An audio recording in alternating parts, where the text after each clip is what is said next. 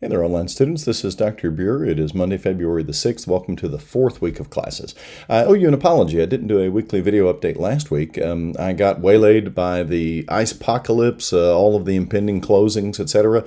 It kind of slipped my mind, and then when it came to getting to it, we were already kind of half done with the week, so it never really mattered at that point. So at any rate, I want to owe you an apology, and I want to make sure that if you do ever have any questions about our class, you can always email me. I know I'm sending out these weekly video updates, but I want you to feel free to contact me with questions.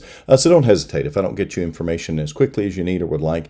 But at any rate, I do hope you enjoyed the week. Last week, it was a little bit different. We had to pivot to online video classes, which is pretty easy to do given the technology that we have put into the classrooms, that we've put on our infrastructure. So it wasn't too difficult to stay on tap, and I hope that you even found it a productive week since you had a little extra time. All right, so here's what we've got going on for the week this week. In NT 5103, we have finished textual criticism. You've turned in those papers, and you will not have to think about that again until NT 5104.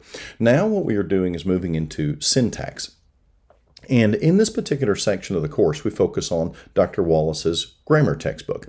And what I ask you to do is to take a week, and this is the week to do that, to read through one of the sections. And specifically, we're working on the verb. Now, this is a lot of material. I recognize that. You can see that, you've got a few hundred pages to work through.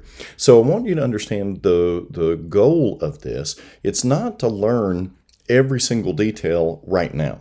The goal is to get familiar with it, because what you're going to do in the next section of the course is work through the biblical text in the Gospel of John and in the book of Philippians and ask and answer questions about the text using the Wallace Grammar textbook to help you answer those questions. So it's not information that you have to memorize. It's information that you need to be familiar with because you're going to go back to it over and over and over again. So what you'll notice that I give you some specific instructions on what to read and what to look for. So be sure to take note of that. And in essence, I just want you to become familiar with this. Yes, you do need to start to learn it, but this is a process that it's going to take a while for you to really learn how to think grammatically. And working with Dr. Wallace's text is the first way to do that. So you're starting the process. So don't feel like you've got to memorize all this. It's really a matter of getting familiar with it. And what you'll notice is that when we go to the end of this module, for example, and you have to take a quiz, I allow you to use Dr. Wallace's text on the grammar questions that I'm going to ask you. So consider Dr. Wallace's textbook a handbook for grammar that you're always going to have access to at any point you're taking a quiz, an exam, working on a study guide, or whatever the case may be. Now, I hope that gives you a good overview of how we're going to approach this reading. Again, this week you get familiar with the material on the verb, and then over the next few weeks we're going to actually dig in and work on different study guides related to the verb, take some quizzes, etc. So it's a matter of getting started and then applying it over the next few weeks. All right, so in NT 5104, we are in perhaps one of the most important sections of the course. We are now looking at what we call validation. We've done grammatical analysis, structural layouts, we've done word studies. Now we're on validation, and this is so important that we decided to take 2 weeks to address it. Essentially, validation is how do you determine which interpretation is right when you have two equally viable interpretations on the table in front of you.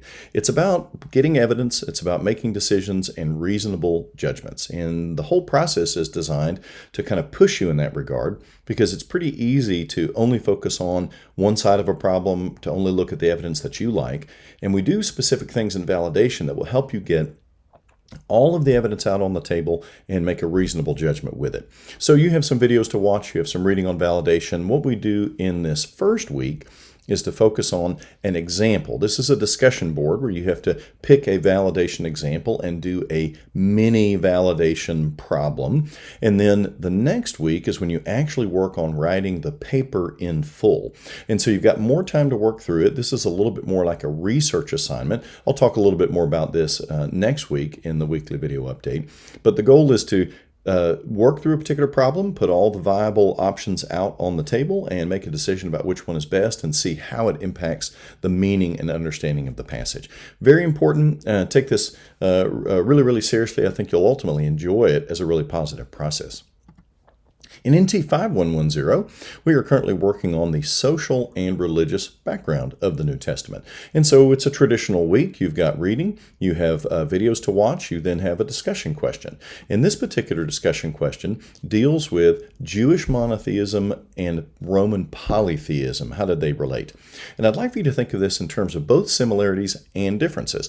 It's very easy to talk about the differences because it's very clear just in the name of what we're talking about, monotheism versus polytheism. But it's also important to think about some of the similarities, and that's something that we discuss just a little bit in the videos. I'd like for you to think and meditate on that question. It should be a thought-provoking exercise for you as you move through that discussion. Okay, well, that's what we've got going on this week. As I've said, you can contact me anytime if you have questions on the course. I look forward to working with you, and I hope that you have a great week. I'm praying for you, and I look forward to working with you online.